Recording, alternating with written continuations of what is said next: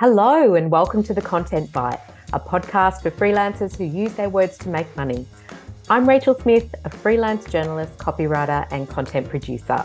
I'm also the founder of Rachel's List, a jobs board and community for Australian writers and other creatives. And I'm Lynne Testoni. I'm a journalist and content writer as well. Rachel and I are your weekly co-hosts, and every week we bring you all kinds of tips, tricks, and some fabulous guests to help you make the most of your freelance business. I used spreadsheets for 15 years. Oh my God, did you? I know. But as my business grew, I grew out of the spreadsheets. Yes. And it got harder to sort of keep on top of all my invoicing and quoting and things like that. And Rounded was the accounting software that finally converted me. And it helped simplify my taxes and also just let me take ownership of what goes on in my freelance business. And I love that I've got visibility over my finances, so I can see what's happening with my cash flow and all the other insights that are on the dashboard. I know, the dashboard is so cool. I love a good pie chart, and I love the whole thing because it makes it so much easier to work it out. Yeah. And don't forget, if you're a gold member of Rachel's List, you can save 20% on any annual Rounded plan, even if you're an existing customer. So see the show notes for details.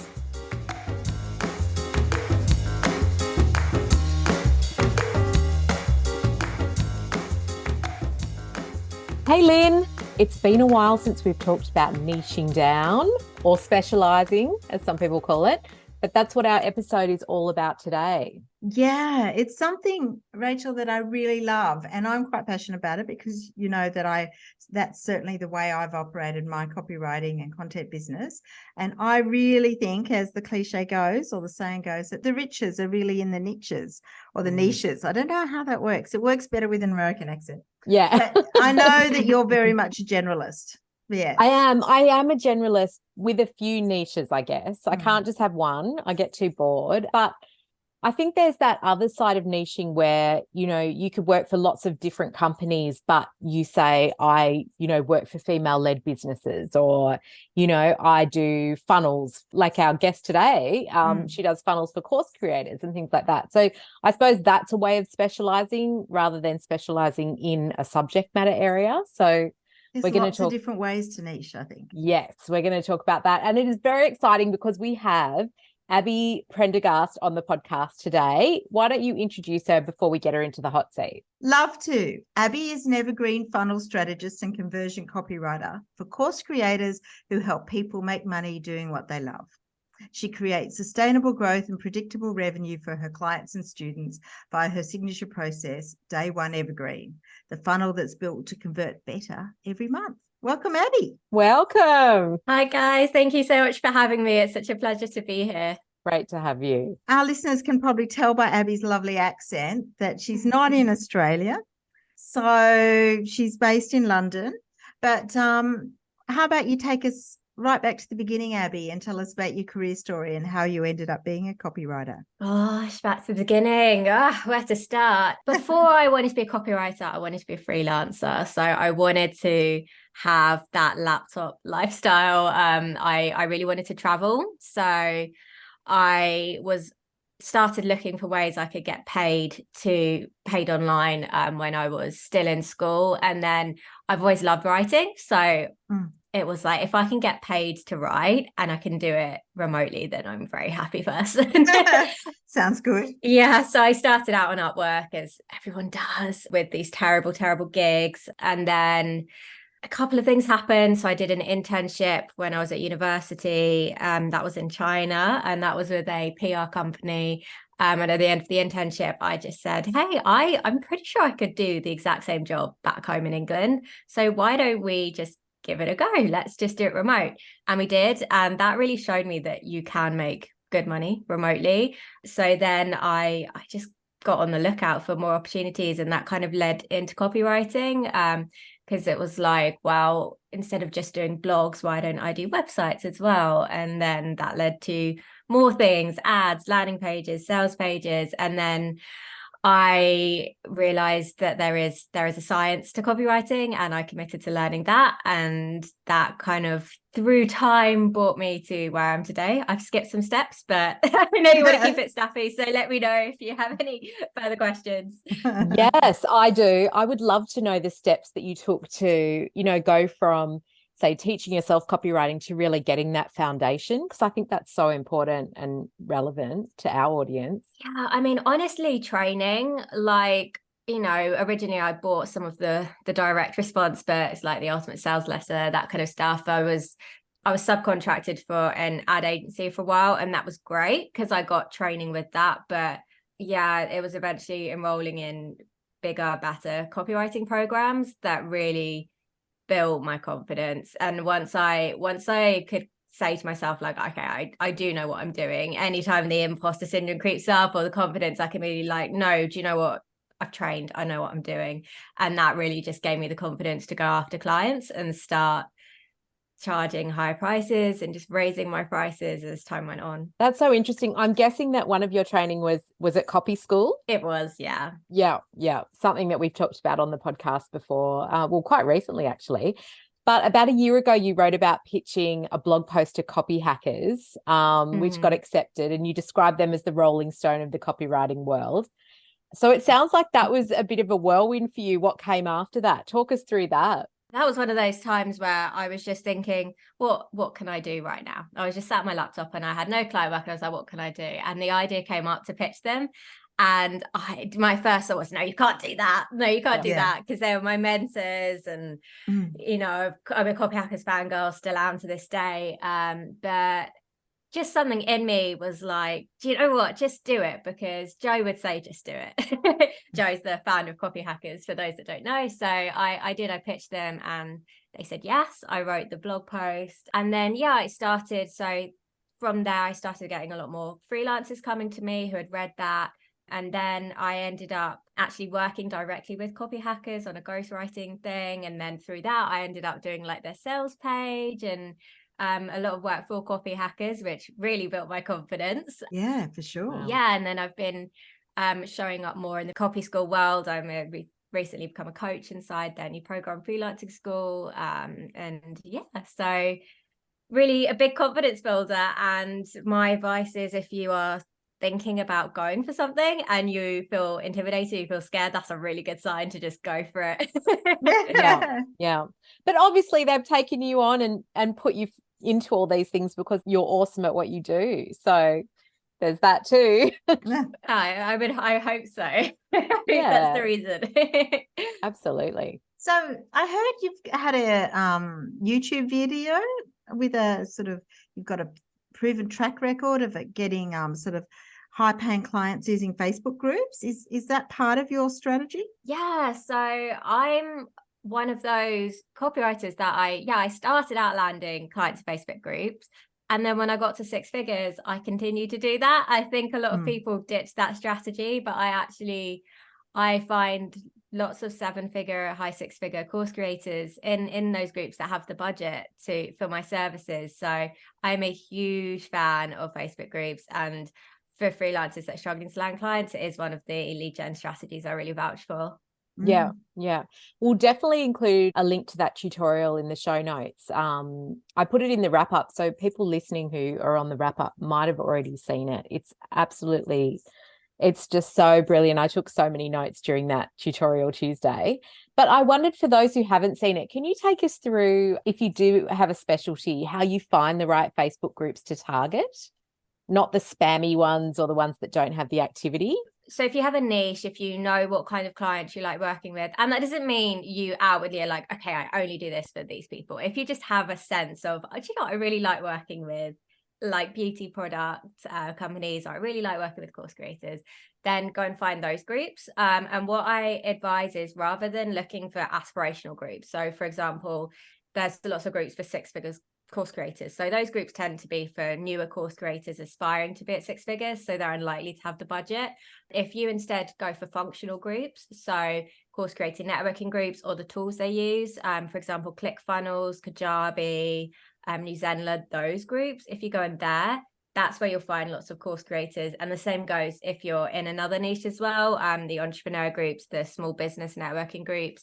And when you do join, don't just join 100 groups, like join 5, do a spam check, go through, see how engaged it is. If it is spammy, just leave it, cross it off your list.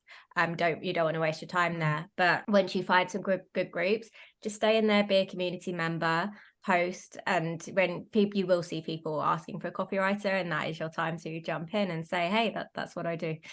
Yeah. Wow. Interesting, isn't it? Because I do love Facebook groups. I mean, Facebook gets a bit of a bad rap now, but I think there's so much within the group sort of network. I'm in quite a few groups that are like my personal interests, as well as like quite a few freelance groups. And I find them really supportive and really, you know, if they're well moderated, obviously, but it is a great place with like-minded people getting together. Absolutely. And I mean, I would actually, if you're looking to land clients, I would advise staying out of freelance groups. Like, use them for networking, sure, but you don't want to be in places with lots of freelancers. You want to be in places where you've got lots of potential clients. Yeah.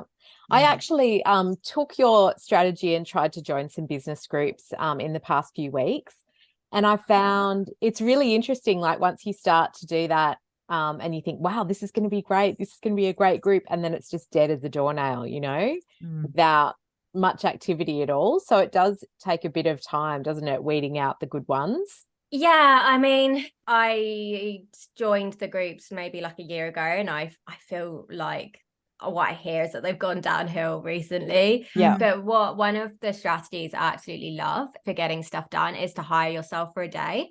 And if you can hire yourself for a day to join the Facebook groups, even if it's tedious, even if you do get that disappointment of not finding the right ones, just having that attitude, I think, because if you hired someone to work for you and they spent the day on their mobile phone or messing around, you'd be really disappointed. So have that same attitude, hire yourself and do the hard work. And once you found those groups, they can genuinely be a gold mine.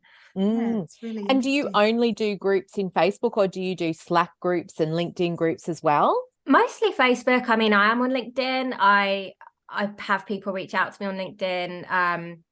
People find me through podcasts, blogs. So I have other lead gen strategies. But when I need like a quick cash injection, if I say to myself, do you know, I just love to close a VIP day this week, then I'll go into a Facebook group. Yeah. Interesting. You obviously have a bit of an entrepreneurial streak, because I think we read that, you know, you started doing writing essays and doing writing while you're still doing your A-levels. Is that right? Tell us about that. Yeah, I think I've always just been excited by the idea of making money for yourself and not for someone else. So yeah, I mean, when I was in primary school, I put together a magazine and sold it for charity. I got my first tutoring job at 11, coaching. Actually, I was coaching chess. But that's okay. That's good. Yeah, I taught all the way up till I was 18. It was just like a part-time thing. And then, yeah, when I did my A-levels, I wrote all of these practice essays, and they'd all got 100%. And I was like, it feels like a waste to just, you know, after A-levels, they're gone. So I thought, you know, I'll put them all together with some tips and tricks to get an A star, and I put them on Amazon Kindle. And it didn't make loads of money, but you know, it made a couple of £100, which at the time is nice. It's, you know, it's pub money. Yeah. That's hilarious. I love that. I think a lot of freelancers have those entrepreneurial ideas and, you know, might be percolating 5 or 10 ideas at once, but don't know how to action them. So what are your thoughts on how, you know, freelancers can create alternative income streams beyond just the client work they pick up? I guess the obvious ones are things like creating an online course. If you do that, I recommend building an audience first and creating a course for that audience. I see a lot of people making the mistake of they create a course for the audience they want, and then they have to, not the audience they have, so they have to go through the building and they have no one to sell it to. So online courses are a great alternative source of revenue. I have a couple of those, and it's just a nice little top up. And then templates are great, but you know, again, with these templates, you don't even necessarily need to sell them to your own audience. You could team up with a course creator or a company that's got a big audience. You could say, hey, do you want to go 50-50 on some templates, and then they do the selling for you? That's just some extra little passive income. And then if you have a lot of leads, finder's fees can be great. Refer to other, give those leads to other copywriters. So there's lots of ways, and it can feel really overwhelming because there are so many ways. But I just think pick what feels good. Like, that's usually my advice, is to just think what feels good, what excites you. And then again, just hire yourself for a day and just say, okay, today I'm going to focus on writing these templates, and I'm going to pitch 5 companies or course creators to sell them for me. Yeah. Interesting. Amazing. I like the hire yourself for a day. Yeah. Now, I wanted to talk about specializing, because that's part of your philosophy, isn't it? To specialize and niche down. Why do you think it's so powerful? So before I go into that, I'd love to draw a distinction between niching and specializing in my mind. So niching is who you work with. So if you niche, that you could niche to e-commerce, you can niche to course creators make money doing what they love. That's your niche. And then specializing is the thing that you do really, really freaking well. So you might write long form sales pages for course creators. You might do Facebook ads for e-commerce. Doing both has allowed me to become the only person that does the thing that I do. So when I see a Facebook post from a course creator saying, my funnel's not converting, I don't know what to do, and you'll get all of these people saying, I'm interested, or I can do it, or I'm a copywriter, and I get to say, hey, I'm a copywriter and a funnel strategist, and I specialize in building high converting funnels for course creators. And who are they going to follow up with? Someone that's just said, I'm interested, or someone who does exactly what they do. And I mean, specializing, so it enables me to become the only option in my ideal audience's mind. And it's given me the opportunity to become really good at what I do, because I'm only doing this one thing. I am constantly researching and experimenting. I get to try new strategies, see how they work, kind of to debrief on that and take those strategies and do them for clients. Whereas if I was doing lots of things, I don't feel like I would have that opportunity to really refine and become the best at what I do. Yeah. So you're essentially honing your craft on that one thing. Yeah. Exactly. That's so interesting. So how can you start thinking about, what you want to specialize in? Is there a process to follow to formulate that kind of elevator pitch, so to speak? Again, I would just go with what you feel. So if when you've got a sales page, you're thinking, oh, not another one, like I really don't want to do these. But when you get emails, you're like, yeah, this is what I want to be doing. Like you'll get that a feel for what you enjoy, what you don't enjoy. And then I think that to begin with is enough for you to just start thinking, okay, I'm gonna just do emails for a bit, and then just start calling yourself an email copywriter. Just name it, claim it. Just people won't just only come to you for emails. You'll still I think that's a worry, is that people think, oh well, if I'm only doing emails and people need a sales page, then I've lost a potential client. But that's not the case. It just means the people who need emails are more likely to come to you because that's what you do. Yeah, I follow you on LinkedIn, and I saw your post recently where you asked for a heap of copywriters with really hyper specific niches to come to you so you could put them in your CRM for future referrals. So what were some of the specialties or the USPs of those copywriters that really stood out to you? Yeah, so I basically did a post and I said, I've got some extra leads. I'd love to put together a list so I can pass them off to the right people. It ended up, I got, I think, maybe 60, 70 people commenting on that. I was really overwhelmed with the responses. And when someone comes to me, if you're on that list and you're just a copywriter, that makes it difficult for me to refer you. Because I said up front, like, these aren't, I don't want to just give the leads to my friends. I don't do finders fees at this point in my business. I'm more interested in giving these leads to people that need them, giving back to the copywriting community. But I mean, I had people that did like white papers for cybersecurity companies, who did website copy for health and wellness coaches. So if someone comes to me, which they did actually recently, they said it was a health and wellness company and they needed a website, and I was looking through the list, and you've got some generalists, and you've got bam, this person does websites for health and wellness coaches, and it's like, okay, perfect, that's a no-brainer, that lead is going to them.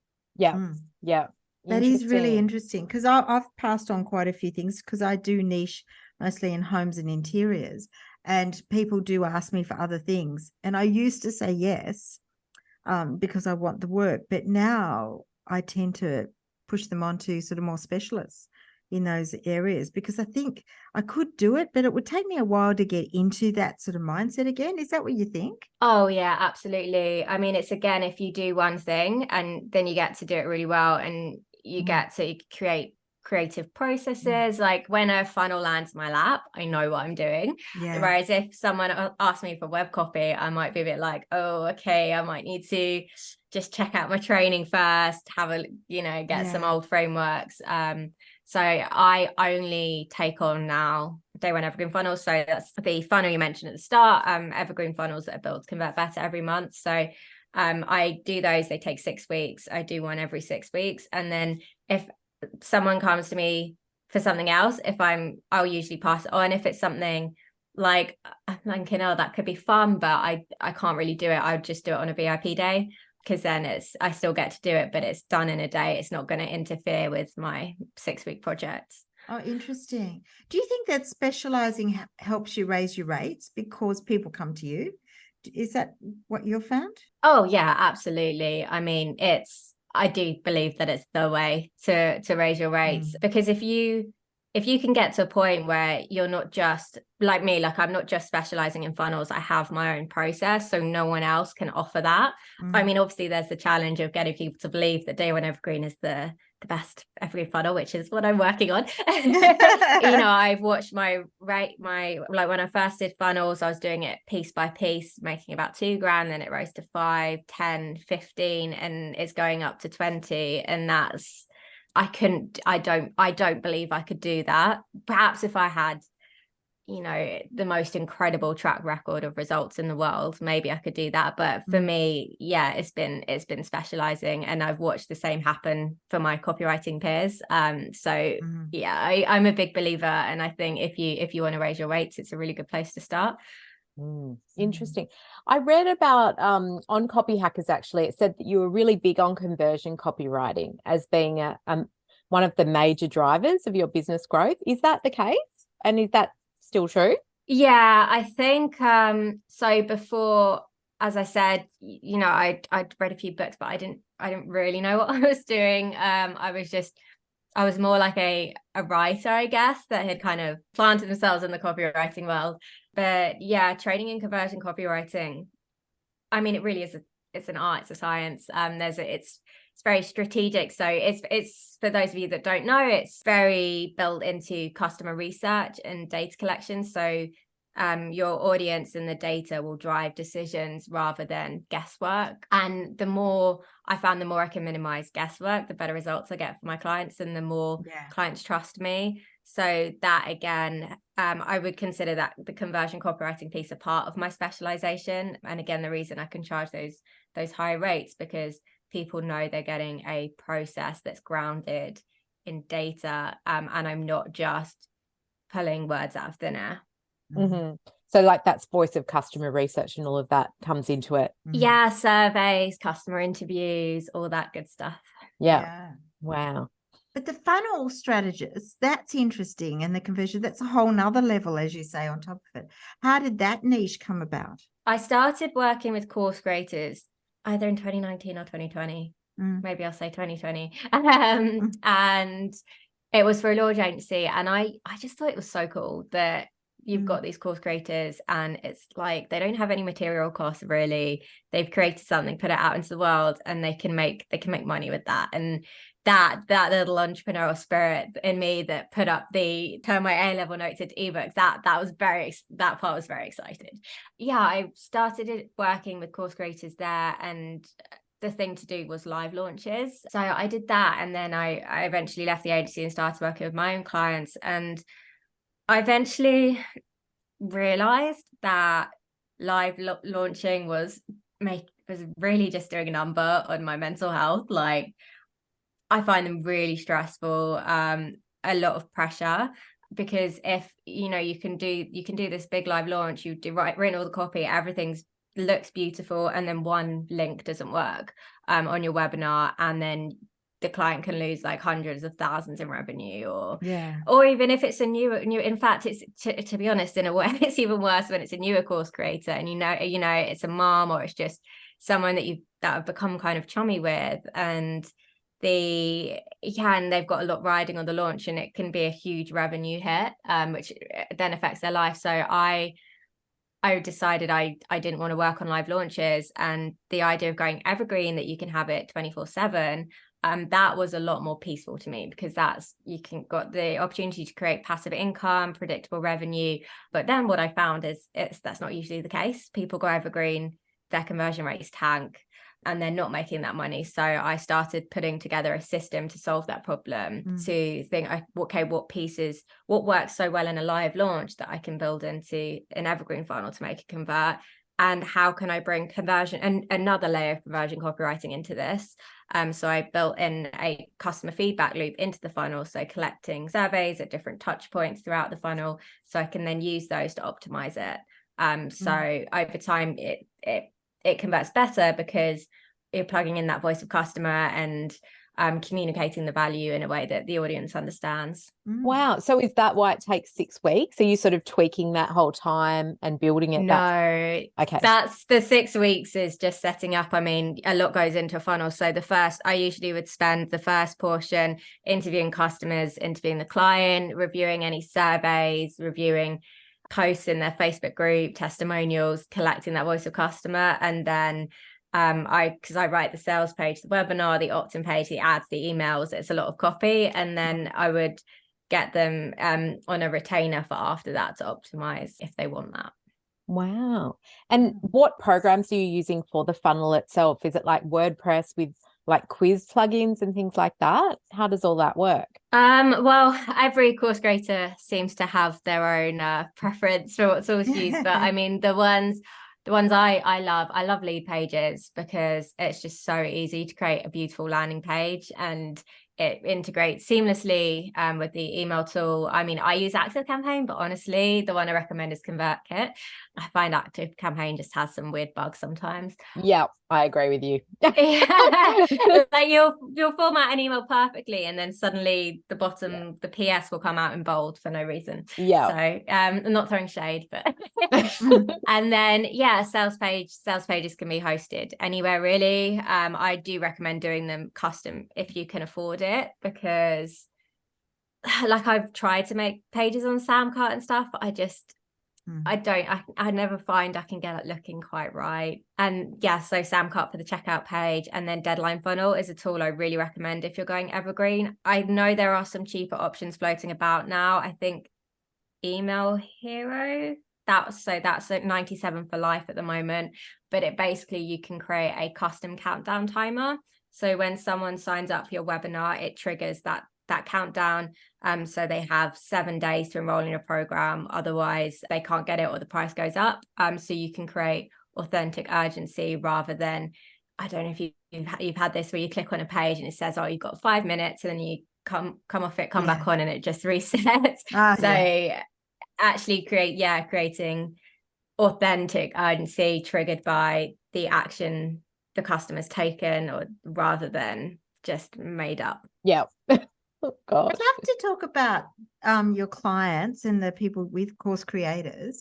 Are there sort of problems that you see that they often have at the beginning that you help them to solve? What sort of problems are you dealing with? I mean, I guess it depends on where they're at. So I work with new creators. So I've worked with like Amy Porterfield, the more Copyhackers, more the established ones. And I guess different problems going through. As I said, one of them is that problem of creating predictable revenue, so that you can't get if you're constantly live launching. I mean, even Amy Porterfield, she's a huge advocate for live launches, and she does incredible with them, but she does also have an evergreen funnel. And when you have an evergreen funnel, you can't lean so much on the excitement of the live launch, that magical moment in the webinar where people start going, I've bought. So I believe that the conversion copywriting is even more important, because you want to be creating that sense of community. You need to be really communicating the value, and to do that you need a deep understanding of your audience. And that, actually, now that I think of it, is the problem that runs through pretty much all course creators, is they don't know their audience well enough. The new ones are still finding their audience, so it's difficult to get that voice of customer if they don't know who they're talking to. And then the more experienced ones, they've created a course for a version of themselves. So like Jo, for example, Joanna Weeb, she was a freelancer. She's been a freelancer for years. So when she first started, the course she created, Freelancing School, was for that version of herself. But obviously that version of herself doesn't exist anymore. So now she needs to do more customer research or hire people to do it, because often, we create something for ourselves, but then we change so much and we don't realize it, but we don't know our audience as well as we think we do. That's so interesting. Really fascinating. I'd love to just ask you about customer research and that voice of customer. How do you sort of bring all that together? Like, do you have a system for how to organize it and that sort of thing? Yes. So I do have frameworks. So I have in my course, Day One Evergreen, I have a series of frameworks for each piece of the funnel, and I've highlighted in orange the bits that will change over time based on voice of customer. So when my students create their funnel, they'll fill them in, and then they'll go through the customer feedback, they'll go through the thank you page surveys, and they'll collect then the voice of customer from there, and they'll plug it into that orange highlighted bit. So and the bits that I've picked are usually things like crossheads, so that the subheads that go down the page, where the skimmer's eye is drawn. I call them like conversion hotspots. The areas that tend to have the biggest impact of conversion, and that's where you want your juiciest voice of customer. How interesting. So is this a course, it's your evergreen course that people can go and do, course creators can do, as opposed to, say, the course creators with a big budget who would hire you to do it for them? Yeah, exactly. And this is, I think, something that a lot of freelance copywriters will face, is they'll get to a point and they've specialized, they've really done the training, they've got some results, and they want to raise their rates, but then it means pushing away the creators that they like working with. And I wasn't ready, and I'm still not ready to say goodbye to those course creators that aren't doing six figures yet. So creating the course was really my way of still continuing to serve them, and I get to chat to them in my Facebook group and watch them grow without having to discount my rates or do a huge funnel for them. But so the course it's for course creators, but also for freelance copywriters. People take it because they want to do funnels, and it walks you through how to set the whole thing up and write all the copy. How interesting. How long does it take to do? End to end? Well, the idea is that you can get your whole funnel set up in 7 days. I've had one person do that. I think most people, it does take a little bit longer, just because people are busy. But it comes with frameworks, and the videos, a lot of them you can kind of come back to when you get to the optimizing. But I kind of, when people ask me how long it takes, I usually flip it and say, well, how much time is it going to save? Because when you're trying to build a funnel and you don't know what you're doing, it can really be a headache. It can take months. So Amazing. Oh, we'll definitely put a link to that in the show notes. Can I just drill down? Maybe I'm being, because it's not my area of expertise, not my niche. So an evergreen funnel compared to sort of a launch funnel. So with the evergreen funnel, basically people can do it at their own pace. Is that the idea? Or it takes you through at any time? Is that so somebody can sign up for a course at any time? Can you just explain that to me? Yeah. So if you do a live launch, so usually it'll be a week period in like January or October, once or twice a year, where people can enroll. And the live launches, it's usually a webinar. Which is webinar, they just convert so much better. I think it's like 5 to 8% versus like 1% on a low in sales page. But then the trouble with those live launches is you get those conversions, and then it's only open for a week. So then the rest of the year you have people that need your course and they can't access it. So Okay. when you go evergreen, it's available the whole time. But the problem is, if you just have that lone sales page, then again, you have the problem of the low conversion rates, and even low because there's no urgency there. And people say, I'll do it next week, next month, yeah, whatever. as much as I hate to admit it, yeah. urgency does sell. So the day one evergreen, it creates that live launch experience for the customer. So they enroll in the webinar, they watch it on demand. Because it's on demand, show up rates are higher because people don't have to wait to watch it. Yeah. And then it triggers, as I mentioned, that countdown timer. So they have a week to enroll, and during that time they'll receive the sales emails. And then at the end of that, the offer's gone. I personally don't like to do the cart close thing. Because it's a self-paced course, people can enroll anytime, but I do offer them a specific discount, and that's just my way of saying, like, hey, congrats, you snagged this webinar. You show me you're serious about creating sustainable growth with your funnel. So to show you I'm serious, here's a discount. Yeah. Interesting. Wow. Neither of us have actually created a course, but No, but we've had quite a few people on the podcast who have. Yeah. And that often we find that creating a course is often a next step for an experienced copywriter, a bit like you were talking about, keeping that connection with sort of, I guess, your favorite customers sometimes, rather than, showing people how to do some of your work themselves. Yeah, it's just an interesting idea. And I know there's a lot of people who are interested in creating courses. Yeah, absolutely. Yeah, I think if for copywriters working for course creators, it's a fantastic way to experiment, because I can experiment on my own funnel, test strategies, and then see what works, see what doesn't, and then bring the ones that work to my customers. To my clients, sorry. Yeah, absolutely. A lot of these course creators must be freelancers and everything. Do you see some big challenges that for freelancers and creative people right now? For freelance copywriters, I do feel bad for newer copywriters navigating the whole AI thing. Yeah. I mean, I really do not want to do any fear mongering, because there is enough of that going on. Yes. I do not believe at all that AI is the end of copywriting. I do not believe that, but I do sympathize with the newer copywriters, because when I was starting, I had the chance, those rubbish gigs I complained about on Upwork, and they were so low paying, and even though I complain about them, laugh about them now, at least they got my foot in the door and I had some experience there. And my worry is that some of those jobs, or a lot of those jobs, will be taken away, because that's the sort of stuff AI can do. Yeah, exactly. Which is why, and just to bring it back to specializing, if you specialize and you have a process, you do something that AI cannot do. Like, AI cannot build a day one evergreen funnel because it doesn't know what it is. Like, it's my concept, so if you, I think the pressure is on for newer freelancers perhaps to specialize earlier.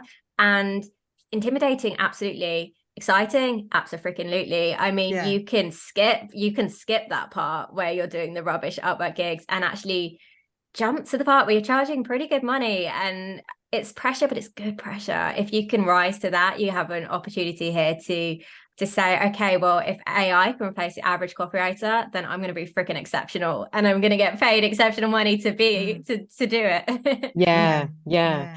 Well, on that note, I mean, what are the key skills you're seeing that freelancers should look to add to their arsenal next year in 2024? So, I mean, I do think conversion copywriting is a great skill, because just, again, the fact that it's not based in guesswork, but really, I mean, to be honest, business skills. The best copywriter in the world won't eat as well as an average one with great business skills. So if you can buckle down on your business, on how to find clients, how to close clients at better rates, and how to manage your time in your business, like, when you've got all these ideas, I said it's really difficult to implement them and it can feel really overwhelming. But if you can create a business that gives you the room to actually work on it rather than just working for clients. And for me, that looks like hiring myself a day a week to do business growth.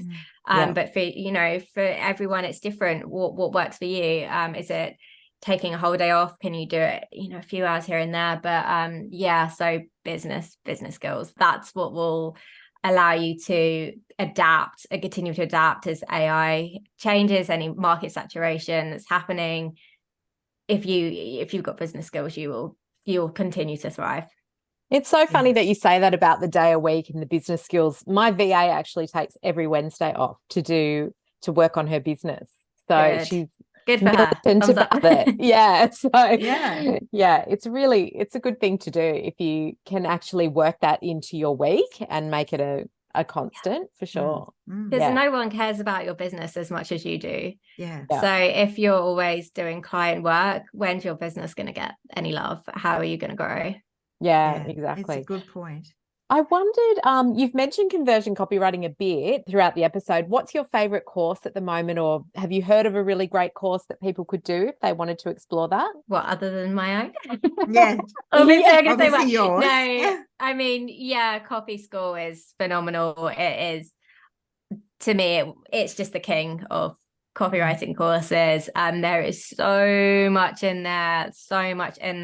I mean, if you can get your hand on even one of them, like 10x sales pages, that will show you how to write a sales page that off the bat you can feel pretty good charging a few $1,000s for, and chances are it will convert better than had you just guessed. And then you can, the more results you're getting, the more you can raise those rates. Yeah, that's great. Yeah, that's interesting, because the whole of Copy School is closed at the moment, isn't it? Until 2025. You're buying individual ones now, or you have to buy them? I know that if you enrolled in Freelancer School, you had the opportunity to upgrade. I wonder if they'll be doing that, because Freelancer School opens every month, and that's the program about becoming a great freelancer. But again, even if you do just buy like one course that's inside Copy School, like 10x sales pages, then you can see some serious ROI on that. Yeah, awesome. So I'd love to ask, what's next for you? Where are you going, Abi? What have you got planned for 2024? Yeah, so I want to make 2024 my biggest year yet. Or maybe you can come down and visit us down in Australia while you're traveling. Nice. That would be great. Yeah, I do want to get some traveling in, because I didn't really do anything this year. So I would love to grow my course. I think that's a goal of mine. For me, that's about growing my audience. So I'm really focused on building my authority, showing up on podcasts, doing masterclasses. And I ultimately want to make Day One Evergreen the evergreen funnel for course creators. So the solution for course creators who are like, you know what, I want passive income. Yes. So to do that, I need to speak about it everywhere. And that is what I'm going to be doing in 2024. So get used to this face, because you're going to be seeing a lot of me. Oh, nice. Amazing. Oh my God, this has just blown my mind, Abi. Thank you so much for coming and talking to us. Thank you. And that brings us to the end of the show this week. But tell us where people can find out more about you and where they can grab the course. If you're interested in the course, I would start with the webinar. So it's a pop-up on my website or or on LinkedIn. Have a look at the webinar, see what you think, see if it's something that could help you serve your clients better, or if you're a course creator, help you make passive income. In terms of where to connect, LinkedIn, I'm very chatty on LinkedIn. So if you drop me a message, you'll get some love back. And then I've just joined Instagram. So I'm very new to the party. I do not have many followers. I'm really trying to build that. So if you could show me some love over on Instagram, it's at APT Content. That I would be very grateful. We'll definitely put some links to all those things in our show notes, so people can connect you all over the place, including Instagram. Yeah, absolutely. Wow, this has been so great. Yeah, so thank you so much. Thank you so much for having me. Yeah, it's been lovely.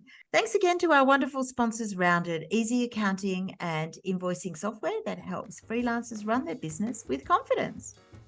And don't forget, if you're a gold member of Rachel's List, you can check your welcome emails for an exclusive discount code on the annual subscription rate. You can also find it in the private Facebook Gold group, or just contact us at hello@rachelslist.com.au. That brings us to the end of the show. And Abi, it was so great to have you join us. I hope it's not too cold in London. Yeah. And have a lovely day as we head off to bed. Yeah. You too. Take care. Okay, bye. Bye.